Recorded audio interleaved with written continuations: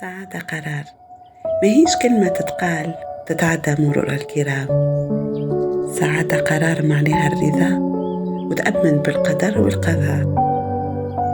سعادة قرار معناها أنت تتغير، مش تغير العالم وتتحير. سعادة قرار معناها تقدر ذاتك وتعليها، وبكلمة محليك تفرح روحك والدنيا تزهيها.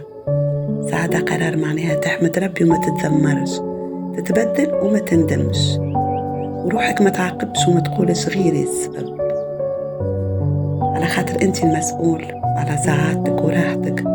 كل شي يهون، وما تنساش أهدافك وتخلي حلمك مرهون.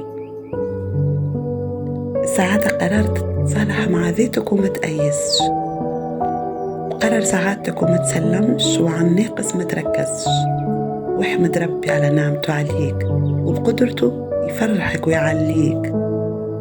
سعادة قرار.